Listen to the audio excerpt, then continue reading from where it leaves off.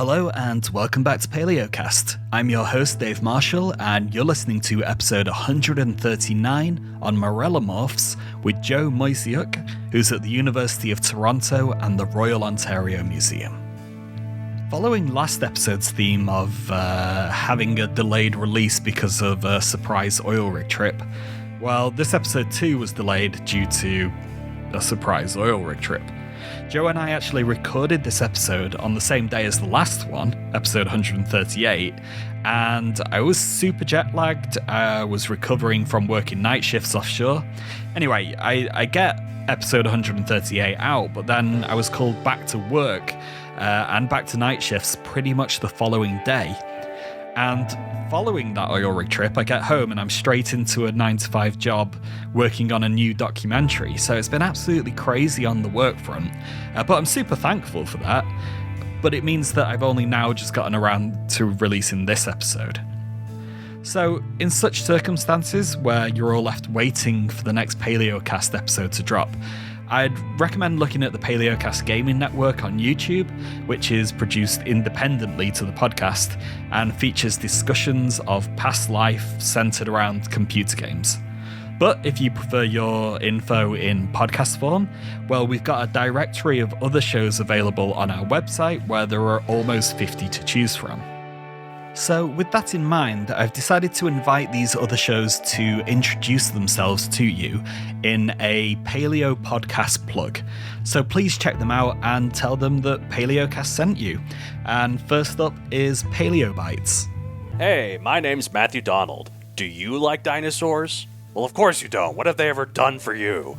Want to learn more about them and other creatures from some fools who derail and ramble about movies and such? Then listen to my podcast, Paleobites, where each episode, I and some other folks I've drug along talk about prehistoric animals like Stegosaurus or Beelzebufo and rate them 1 out of 65 million for reasons including sexiness, mana, and dexterity. Paleobites, available wherever you listen to podcasts. Back to this interview, and it's a really interesting one. We're introduced to Joe's brand new genus, and we get to grips with the anatomy, ecology, and pronunciation of Marella the Marellid Marellomorph. And as always, please make sure you visit our website to see pictures of whatever it is we're talking about. And did you know that you can view past episodes by era or even period? Have a look and see what else was going on in your favourite time in geological history. I hope you enjoy this episode.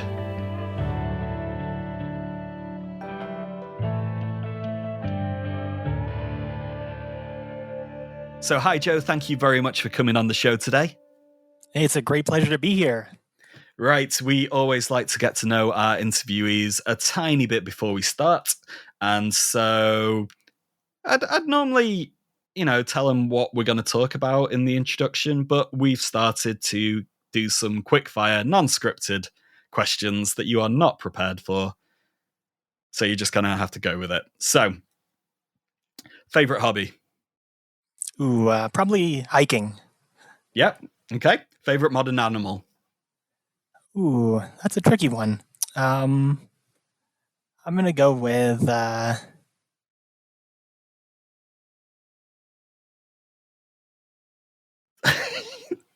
Horseshoe crab. That's a good one, yes. Yes, exactly. Jurassic Park, love it or hate it? Ooh, love it. Love to correct it. Yeah. Favorite film? Probably Walking with Dinosaurs, the original. Oh. What would be your career if you weren't a paleontologist? I think I once had a career choice website in high school recommend that I become a taxidermist. Well, you're not too far away. You're working with dead animals, I guess. So exactly. Favorite fossil site? I got to go with the Burgess Shale. Of course you do. Favorite fossil? I'm going to have to go with the first fossil that I named, which was Cambrorastor falcatus. Ooh, that's the Millennium Falcon one, isn't it? Exactly. Yeah, we'll get onto that in a second. Best personal fossil find? Ooh. Let's see. In Ontario, I found a foot-long Isotelus trilobite. Oh, so nice. That's definitely a favorite for me. locally. And then at the Burgess Shale, I found lots of specimens of Cambro-raster. Right. And where have your specimens ended up? Well, a few of them have ended up in the new Dawn of Life gallery that's now at the Royal Ontario Museum. Nice. And then finally, fieldwork or lab work? Ooh, I do love lab work as well, but fieldwork is just such a special opportunity. Got to go with fieldwork. So, how did you develop an interest in the field of paleontology? So, when I was a kid, I would go down to the various ravines that crisscross Toronto, and I would wander around, pick up rocks, and spot these interesting looking shapes on the rocks. And at the ROM at that time, they were offering these fossil and gem and mineral identification clinics. And so I would go in with my parents. I'd get a chance to meet some of the curatorial staff there, and then they would try and identify whatever you had found. So I would bring in some of these specimens that I found in the ravines and get them identified as these various invertebrates that lived in the Ordovician period in Toronto. And that was really cool. That's kind of what got me interested in the scientific side of paleontology. Okay, so you're still really early in your academic career. Are the people that you went to take these fossils to now the people that you're working with at the ROM? So actually, the people who used to run those fossil identification clinics, they're retired. One of them, Janet Waddington, actually passed away just a couple of years ago. But Dave Rudkin is the other person who I used to bring fossils to quite a bit, and he's retired, but I still go to him for questions. He knows more about Ontario fossils than anybody. So, despite being that early in your career, you've authored some pretty awesome papers. Like, how many so far? How many species? So I have 6 papers published so far, and we've named 3 new genera and species from the Burgess Shale and also this new one that I'm talking about today, which is my first non-Burgess Shale paper. But you're still a PhD candidate? Yeah, that's right. So I'm in my 4th year of my PhD now. That is not bad going, to be honest, considering that in my PhD I released 0 papers. I mean, okay. I had a head start. I like I said, I started volunteering in 2012, so I've been around almost the length of a second PhD at this point. Okay, and which of your papers is your favorite, or which of your species? Well, I'm going to have to go back to our publication of Cambro-raster falcatus, because that's the first species that I named, and I think you always have to have your first love at the front of mind. And that was named after the Millennium Falcon. Yes, we couldn't resist giving it that name, and we called it that because it has this really amazing carapace that covered the animal's head, which we thought looked a lot like the Millennium Falcon. And did you get any response from Disney or any of the people that made Star Wars to that news when it came out that you've just described that species? Sadly, no. Genus. Radio silence. Nothing. I would have thought, like at least the t-shirt, at least the tweet or something. Nope. Oh, God. Okay. Well, next time, Star Trek. Exactly.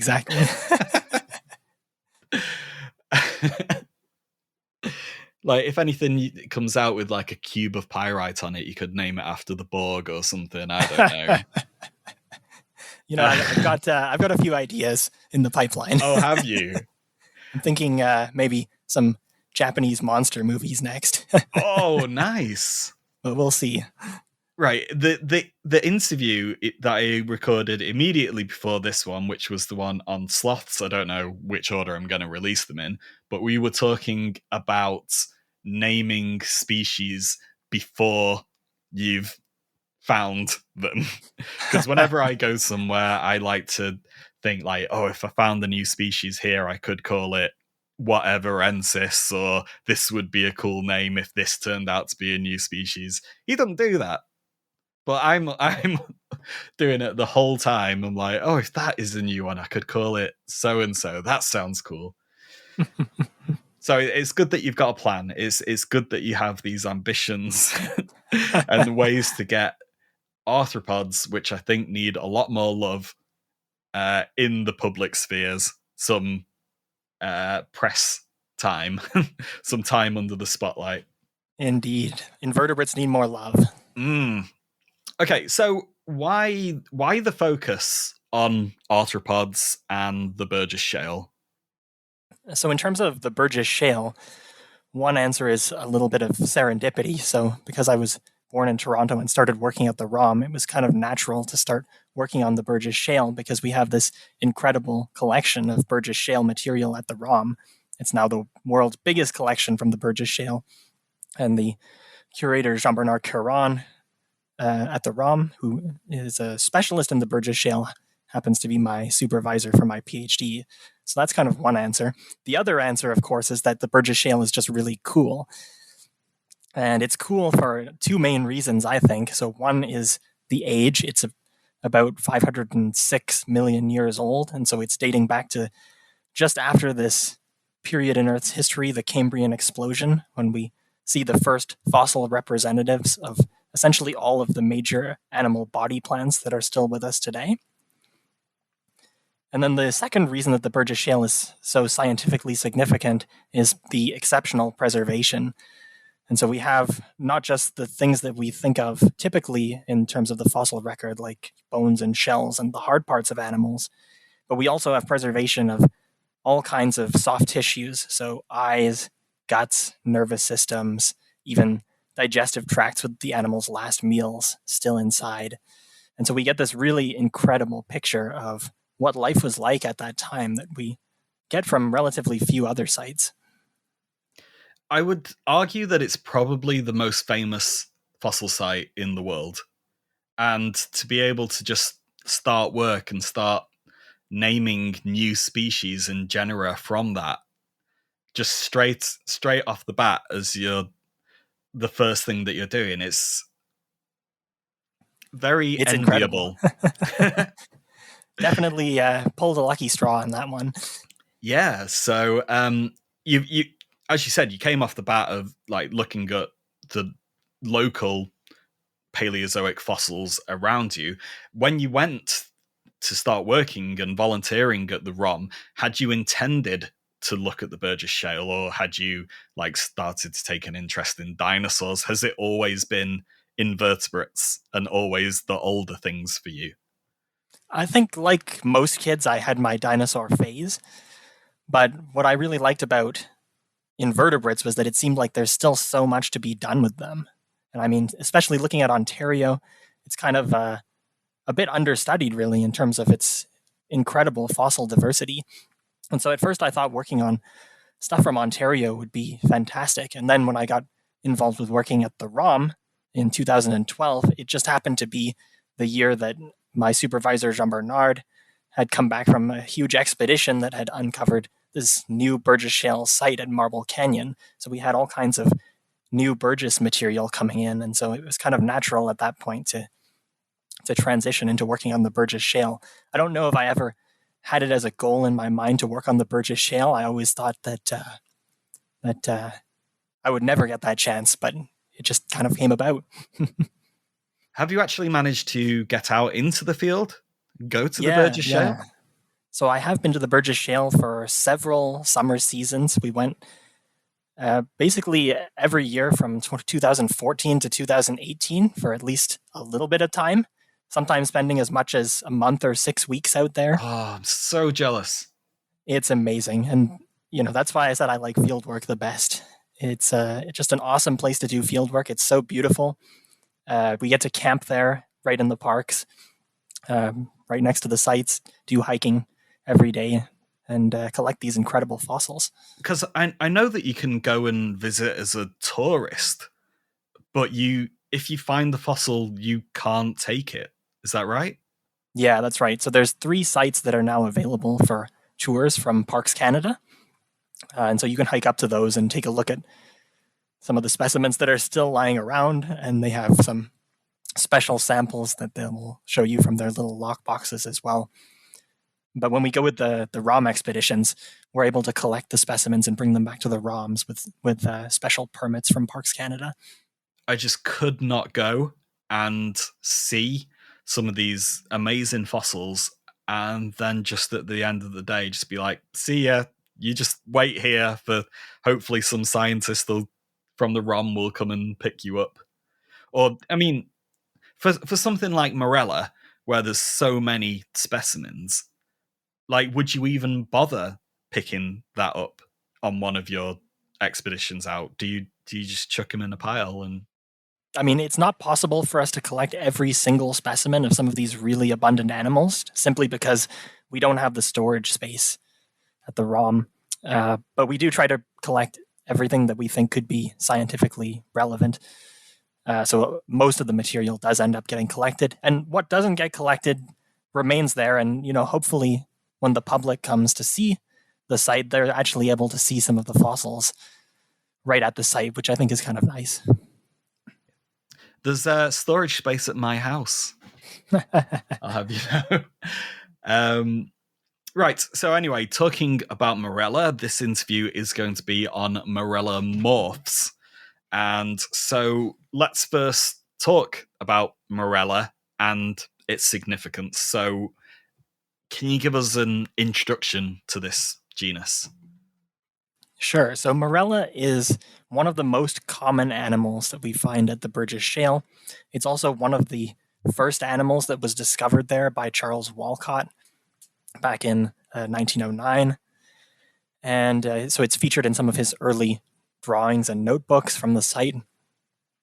And initially, this animal was nicknamed the lace crab, but its final name that it's been given is named after a Cambridge University paleontologist for the genus epithet, and the Latin word for beautiful or brilliant for the specific epithet. And so it's this really nice-looking small creature. It's about 1 or 2 centimeters long, typically, with this very elaborate, ornate-looking head shield with these long horn-like spines coming off of it. And then it has a body that looks a little bit like a trilobite, so it has this long pair of sensory antennae at the front. It has a pair of these oar-like limbs behind those that we think it would have used to propel itself through the water. And it then has a series of 2 branched limbs under its body, under its trunk, that look a little bit like trilobite limbs. So they have like a walking branch and a swimming branch, or a gill branch that looks a little bit like a feather.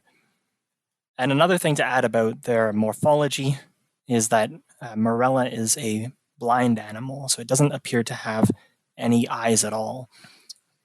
So that's a bit unusual for Burgess animals. So during my undergrad and in my paleo lessons in which we looked at the Burgess Shale, we were introduced to it as kind of like a naked trilobite. Like, how accurate is that? And how closely related was Marella and the Marellomorphs to trilobites? So I guess one of the main differences in appearance between Marella and your typical trilobite is that the trilobites get their name from that 3-lobed appearance to their body. So they have that middle section, which has these sort of half ring-like segments, and then you have lateral sections on either side, which sort of project out to the side. So you get this 3-part structure across the width of the body of the trilobite. So with Marella, you can sort of imagine that those 2 lateral sections that are sticking out from the sides are just gone. So it has these sort of short ring-like segments dorsally along the body, but there's nothing projecting laterally from the body. So I guess that's where that naked idea comes from. In terms of the relationship of Marella to the trilobites, I think that is an area where we still have a lot of controversy. Originally, Marella was viewed as a trilobitomorph, so member of this group of trilobite-like animals that we see, especially in the Cambrian period, that have very diverse, different forms. But there are some different hypotheses that maybe we'll go into a bit later in terms of how close it actually is to the trilobites. Okay, and so you told us what it looks like. What were its spines for? Its elaborate, ornate head shield that had all these spines. What were its oar-like appendages for? Do we know much about its ecology, how it lived, what it was doing? So I think those oar-like appendages are pretty similar to things that we see in some aquatic insects, for example. They have these broadened segments with little hairs or little setae along the margins, and so they really look like structures that modern aquatic insects, for example, use to swim. In terms of the spines, I think we're a lot less clear on what those spines were doing in the animal. We see a lot of spiny ornamentation on different animals in the Cambrian period, and I think the default assumption is often that spines are for defense against predators. But I think that's not such a clear-cut case with Marrella and with the Marellomorphs in general, because some of these things, including our new genus Tomlinsonis, have these incredibly ornate spines that have these finger-like outgrowths all along their margins. And so these things don't really look like defensive structures. And there's an interesting observation that was made on some Devonian Marellomorphs from Germany, where it was found that they have little bits of sponge and sponge spicules actually stuck to the top of the spines. And so I think the idea is that they may have been sort of camouflaging themselves in a way that might be similar to, say, like modern assassin bugs that will take stuff from their environment and sort of pack it onto their backs for camouflage. That would be super cool.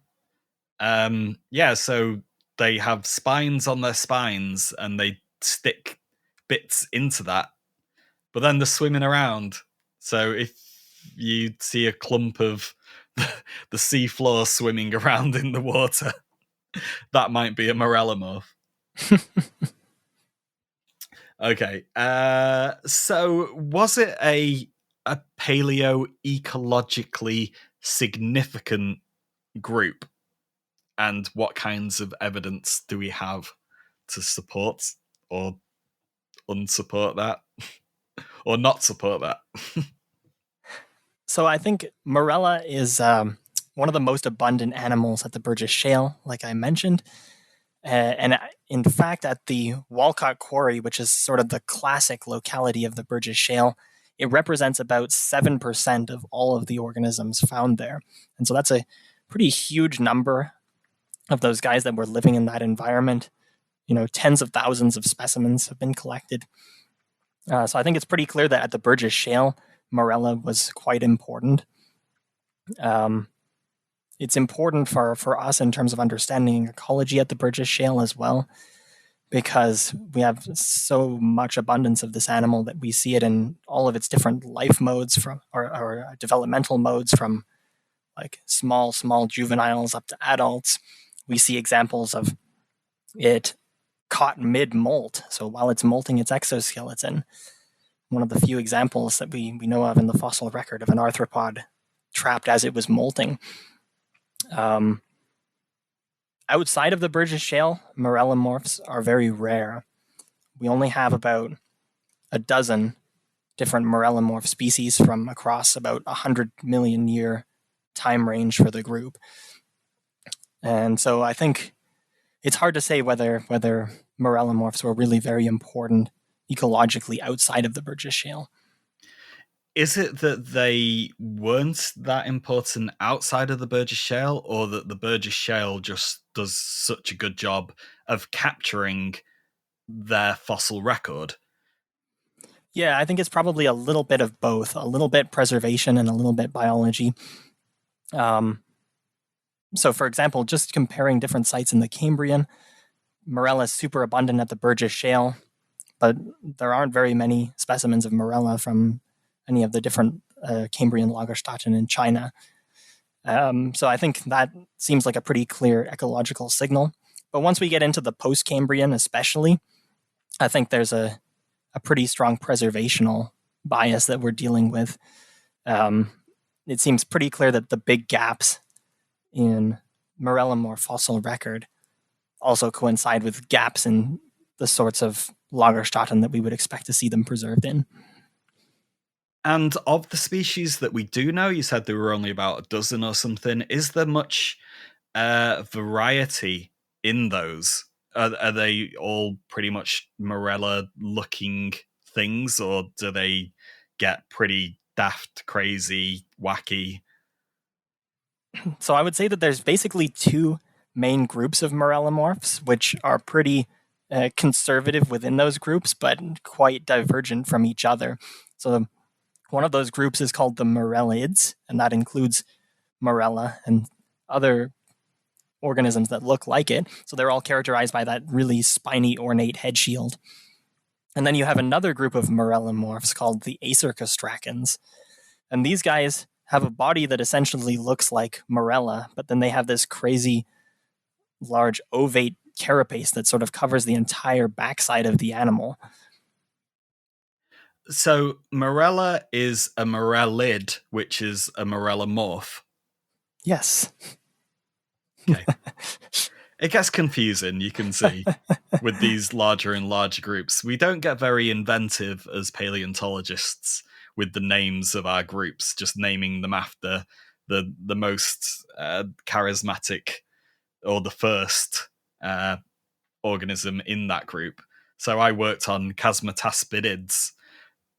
So we had a species genus Chasmataspis, which was a family of the Chasmataspididae, which was part of the order Chasmataspida. Yeah, it got ridiculously confusing. But yes, Marella is a Marellid, which is a Marellomorph. Exactly. And Marellomorphs are trilobitomorphs. Potentially, yes. Potentially. And so is that their closest relative, the trilobites, or are there other things that are more like Marellomorphs than trilobites? So Marellomorphs have been, I would say, one of the more controversial groups of arthropods in terms of placing them on the tree. So initially, it was thought that they were closely related to trilobites because they sort of have this general trilobite-like body plan with, a head and a trunk region and these appendages on the trunk that are very trilobite-like. There have been some more recent suggestions that Marellomorphs might actually be more closely related to crustaceans or to mandibulate arthropods, so the modern group that includes crustaceans and insects and millipedes. And that's based on a few characteristics, like, for example, those half ring-shaped segments on the trunk that I mentioned earlier, which are much more similar to things that we typically see in mandibulate arthropods than in trilobites and their relatives. Okay, and when did they go extinct? So the last known Marellomorphs that we're aware of come from the Devonian of Germany. And so it's possible that they went extinct in the mid-Devonian extinction event. But because their distribution is so dependent on the presence of these Lagerstätten that preserve just the right sorts of environments, it's also possible that Marellomorphs survived longer than that and have sort of a cryptic history into the later part of the Paleozoic. Right, so the reason we're doing this interview is because you recently described a new Marellomorph from what's been dubbed the Brecken Lagerstätte, or site of special preservation. So can you tell us about this site? Where is it? How old is it? What are all its important details that we need to know about? So Brecken is a really cool Ordovician fossil site. So it's about 450 million years old. It comes from the region around Lake Simcoe in southern Ontario. And so it's a little bit north of Toronto. And what makes it really interesting is that it preserves these incredible communities of invertebrate organisms buried in place by storm deposits on this shallow open marine shelf that would have covered North America during that time period. So it's a little younger than the Burgess Shale. That's right. Does that age matter that much? Yeah, so the Burgess Shale is one of a suite of these sites of exceptional preservation, these Lagerstätten, which we find from the Cambrian times in particular. And so they seem to be especially abundant around the world during the Cambrian. But then into the Ordovician, we see fewer and fewer of these sorts of sites of soft tissue preservation coming from these relatively open marine environments. And so in the Ordovician, we have more Lagerstätten representing environments that are a bit weirder. So things like these very shallow, hypersaline inland lagoonal areas, or very, very deep water environments that were probably low in oxygen. And so we sort of start to cut out this major part of the environment, these shallow marine shelves, as we go into the Ordovician. And we have relatively few sites that show us what the soft-bodied organisms that were living in those environments would have looked like. And so I think that the findings at Brecken are really interesting in that respect, because they help to fill in that gap in time and in the environments that we know these soft-bodied organisms from. So if we were to teleport ourselves back into the Ordovician and visit what's now Brecken, what would it be like? What would the environment be like? Would it be hot or cold? Where are we in the world? Are we close to the equator or not? What's it like there? Yeah, so it would have been a fairly shallow tropical ocean. So we're talking about waters that were close to the equator in the Ordovician period. And probably based on the sedimentology of the area, we would estimate a few tens of meters of water in the area where these animals were living. It's a very shallow but open water area, so we're far from any land masses except maybe a few small islands. And we have these extensive reefs that have formed all across this shallow continental shelf. And what's kind of interesting about the Brecken site is that we have the formation of these bottom surfaces called hard grounds, where essentially the bottom gets mineralized rapidly and then exhumed by erosion. And so you get this really complex hard ground surface, which is covered in all of these mounds and craters. And so all sorts of different kinds of organisms loved to make their homes in all of the little crevices and grooves on this complex bottom surface. And we have this incredible diversity of organisms that were living at Brecken. And then periodically we would have these massive hurricane-type storm events that would bring sediment from further out and just smother these communities right in place on the seafloor. So all of the organisms are essentially buried exactly where they were living. So you've kind of got a fossil topography of what the seafloor was like all those millions of years ago. Mm-hmm, mm-hmm. The site has been called a Paleo Pompeii. Wow. Which I like. And I've never heard of it. Why haven't we heard of Brecken? So it's been studied a little bit in the older literature, and then more recently it's received a lot more study, especially from Selena Cole and Davey Wright and their group, working on some of the echinoderms from the area. So I guess you've probably not heard of it just because a lot of the work that's been done on the site has been quite recent. Okay, and what kinds of echinoderms can we find there? So the most... I mean, as well, in general, what other organisms are found there, as well as marellomorphs and echinoderms? So the most diverse group of echinoderms are the crinoids. So we have many, many different species of crinoids, and some of them could be quite huge. They can be like almost a meter tall with stems that are maybe like 2 centimeters thick. We also have a great diversity of other sort of weirder echinoderms like cystoids and maybe other groups that are probably even less familiar to people. We also have some more familiar ones like starfish and brittle star relatives. And then in addition to the echinoderms, we have a great diversity of trilobites and also of things like bryozoans, brachiopods, and your typical mid-Paleozoic shelly fauna. Yeah, was it expected then to find a marellomorph within that kind of community of, like a standard Paleozoic shelly fauna?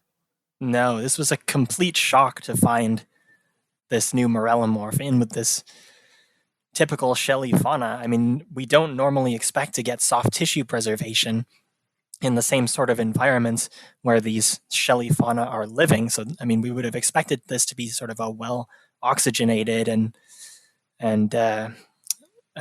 well circulated environment. And so we would think it would be difficult to get the sort of conditions that you need for soft tissues to be preserved. And yet here we have these examples. And so I think it's really exciting because it shows that there may be potential for soft tissue preservation in places that we might have not thought possible before. Generally speaking, though, how well are the shelly fossils at Brecken preserved, and how well preserved was the marellomorph, and was it, a lot poorer preservation than the harder crinoids and whatnot? So the hard shelly organisms at Brecken are incredibly well preserved. So the site has already been called a Lagerstadt, just based on the exceptional preservation of these skeletal organisms, because we have essentially everything is articulated there. So all of these crinoids and other echinoderms have these really complex multi-part skeletons that typically tend to just disaggregate and fall into bits relatively soon after these organisms die. But this is not the case at Brecken. But then in terms of the preservation of the new marellomorph itself, it's actually pretty darn good. We have elements of the body of the animal that have bits of the cuticle, so the outer exoskeleton still preserved, and you can even see these tiny pores that we think would have housed sensory hairs or sensory setae in them. And so the quality of preservation is actually better than we might expect for this sort of seemingly one-off find. So trilobites have calcium carbonates in their exoskeletons. Were the marellomorphs unmineralized, as in they had cuticles that were more like something like our fingernail, flexible and not with minerals or metals or anything in them? Yeah, exactly. And that's the reason why we only find marellomorphs in sites that preserves the soft tissues of organisms. And it's also the reason why the new marellomorph, Tomlinsonis, looks quite flattened, and it's essentially been reduced into this carbonaceous film. And that's in quite marked contrast to the mode of preservation that we see of the trilobites, where we still have these three-dimensional calcium carbonate exoskeletons preserved. So you've mentioned your new genus is Tomlinsonis. Can you introduce it to us? What are its unique anatomical characteristics? So Tomlinsonis looks a little bit like Marella. It's one of these marellid marellomorphs. And it has at least two pairs of these really long spines that are curved sort of like horns coming out from its head shield. And then on each one of those spines, on the front-facing and back-facing sides, we have these rows of these long finger-like extensions, these secondary spines. And we have about 20 to 30 spines on each face of those primary spines. That sort of gives the animal this feathery look. And then the other thing that's really remarkable about Tomlinsonis is that while Marella has this pair of oar-like swimming appendages, Tomlinsonis has this ridiculously large pair of limbs on its head, which are very thick and robust, and they have these outward bending terminal ends, which sort of form like a foot-like structure at the terminal end. How well preserved is Tomlinsonis, and do we know it completely? So we know only a single specimen of Tomlinsonis so far, but that specimen is quite well preserved, and we actually see most of the body elements that we would want to see in order to diagnose this as a new species and to try and understand it in terms of its evolution and ecology. So we have, in this one specimen, remains of most of the head shield, as well as the head appendages, and we also have some of the appendages from the trunk region. And so really we're just missing the very posterior end of the animal and sort of what the trunk segments would have looked like dorsally. It is a very nice specimen. It's pretty surprising. I mean, you would expect it to be sort of scrappy given where it's coming from, but... So another thing to say is that the specimen is preserved a little bit like Burgess Shale type fossils are typically preserved. And so that is the fossil is flattened into this carbonaceous film, and then the split through the rock goes sort of irregularly through the organism, such that we have different body parts visible on the part and the counterparts slices of the rock. And so my supervisor, Jean Bernard, was able to prepare both sides of the specimen so that we can see some of the different features on the part and the counterpart. And then we were able to digitally merge the part and the counterpart images so that we get a sense of what the whole organism looks like. And where does Tomlinsonis fit within our understanding of the evolution of the Marrellomorphs? So Tomlinsonis is definitely one of the Marrellid Marellomorphs. It has this characteristic spiny head shield, similar to Marella. And in terms of its relationship to other Marellids, we think it's actually closest to a species from the Devonian period from Germany called Mimetaster hexagonalis. And these two together are actually the youngest known Marellids. And so it sort of fits with our understanding of the stratigraphy as well as with our understanding of the morphology of the organisms. And so looking wider, what does the discovery of Tomlinsonis tell us about the early Paleozoic? So I think the discovery of Tomlinsonis is really interesting because, like I mentioned before, we tend to have this very patchy picture of what soft-bodied organisms and soft-bodied biodiversity was like after the Cambrian period. So we have these amazing Cambrian Burgess Shale type deposits, and then they sort of die out in the middle Paleozoic. And we have this much patchier picture of what actually happened to all of these these charismatic groups that were living in the Cambrian. And so I think the finding of these new marellomorphs fits the general picture that we're starting to see when we're looking at more of these mid-Paleozoic Lagerstätten, where many of these charismatic organisms in the Cambrian didn't just die out, but they actually persisted for quite a long time afterwards. So this is a pattern that we're also seeing now with another group that is close to my heart, the radiodonts, where we're also starting to see lots of examples in the Ordovician and even later popping up. And so I think findings like Tomlinsonis just give us that incentive to keep looking at old fossil sites and see what might be in there that we might have missed before. Do you feel like there's a whole load more to discover with many of the groups that were around in these Burgess Shale type preservational settings that we will find, the vestiges, the lineages of in throughout the Paleozoic if we're just looking in the right places? Yeah, I think with the discovery of more mid-Paleozoic Lagerstätten, these sorts of discoveries seem to be happening again and again at an accelerating pace in the last couple of decades in particular. And I think if there's one thing that we can always take away, it's that there's always so much more to be learned about these groups. Our fossil record is exceptional, but it's always patchy, and there's always a lot of puzzle pieces to fill in. And looking at the marellomorphs in particular, is there, loads more to discover about those? What are the biggest questions hanging over them as a group? Yeah, I think there's a ton of stuff that we don't know about marellomorphs. And so for one, we only know about a dozen species scattered across 100 million years of their record.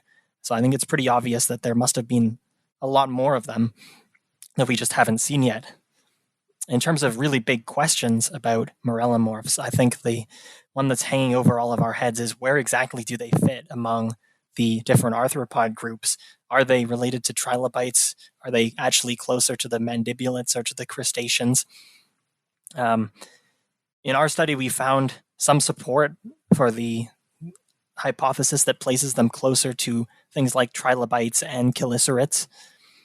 But I think it's still something that we need to do a lot more work on, and I'm hoping that some new fossil discoveries will shed a little bit of light on that in the future. We need some perfect transitional form, the Tiktaalik of the marellomorphs, right? Yeah, let's hope so.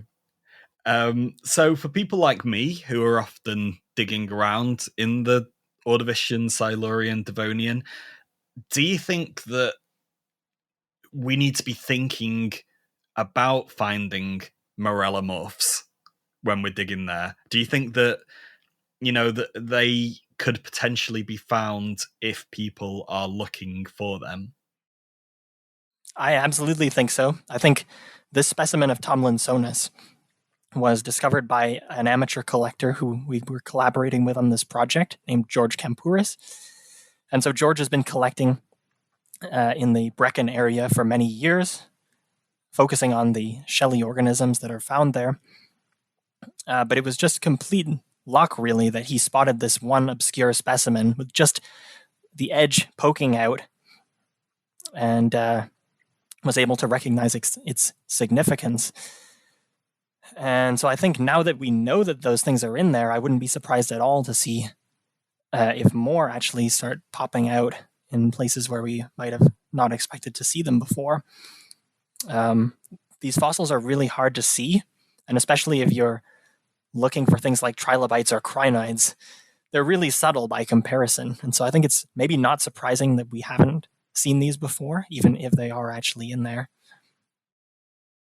Okay, and so you said you've been volunteering since 2012. So that's not a very long time ago, and you've already seen like the description of so many new species from the Burgess Shale and around other Burgess Shale type localities, the discovery of a marellomorph in somewhere where we didn't expect. What do you think it'll be like at the end of your career? Do you think we'll have discovered amazing things that were completely unexpected? Or do you think it's just filling in little gaps here and there? At the beginning of my career, I would have naively said that we must just be filling in little gaps. These Burgess Shale sites, for example, have been known for over 100 years. How could there be that much left to know? But in many ways, I feel like we're in a renaissance period in terms of understanding the Cambrian fossil record right now. There's just so much new information coming out from the Burgess Shale, from sites in China, from sites all over the world, really. And I think it would have been hard to predict many of the things that have happened in the recent years, even just a few years prior. And so I think we can expect to see a lot of surprises. Yeah, good. And what advice would you give to anyone who's thinking of studying, researching marellomorphs or any of the other early Paleozoic arthropods? Well, I guess related to how many surprises that we've seen recently in terms of understanding early arthropod evolution, I guess I'd just say remain open-minded and don't be surprised if some new find completely changes our view on on how these things are related, how they were living, and their significance. So if anyone is interested in seeing Tomlinsonis or other fossils that we've talked about, is it possible for them to do so? Yes, so we're really excited that just in December, the Dawn of Life Gallery has just opened up at the Royal Ontario Museum. So it's a new permanent gallery. There's no rush to get there. It's going to be around for years. And so you'll be able to come and see Tomlinsonis, as well as many of the other fossils from the Brecken Lagerstadt, and also a huge selection of stuff from the Burgess Shale. And I think it's a really beautiful exhibit with a lot of colorful reconstructions and animations that should be fun for everyone. And what was your input into it? Well, I got to help with some of the design of the models and stuff, and giving advice for the 3D prints and the animations. And that was pretty cool. That's awesome. I would absolutely love to go back to the ROM. It's such a brilliant museum. Front of house and back of house in the collections. It's really remarkable. If anyone is going to Toronto, I can't recommend it enough. You got to come for the Eurypterids. And for the Eurypterids as well. Have they still got that giant, 6-7 foot pterygotid on the wall? Yep, it's actually a big centerpiece in the new gallery, and they have a big bronze model of it too. Oh, really? Yep. I'd like to go and critique that. Yeah. I had such a wonderful time when I went there. I'll have to come back and see you all and hang out with Jean Bernard, and hopefully Dave Rudkin will make an appearance or something. Yeah. Please do. Okay, well, thank you so much for coming on the show today. It's been brilliant. Well, thanks so much for having me. This was really fun.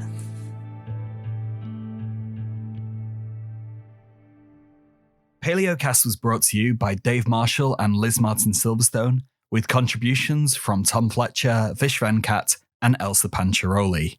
Music was composed by Patrick Kendall Smith. Paleocast was made possible by funding from the Paleontological Society and the Paleontological Association, but the show now relies on funding from you, the listeners. So, if you've liked this episode, please consider donating, and thanks to everyone that's helped out so far. Please visit paleocast.com for the supplementary material to this episode and for our archive of past programs, and follow us across social media platforms to get all the latest news. Finally, if you enjoy our podcast, then please explore all of our video content on YouTube and follow our other projects, the Virtual Natural History Museum and the Paleocast Gaming Network.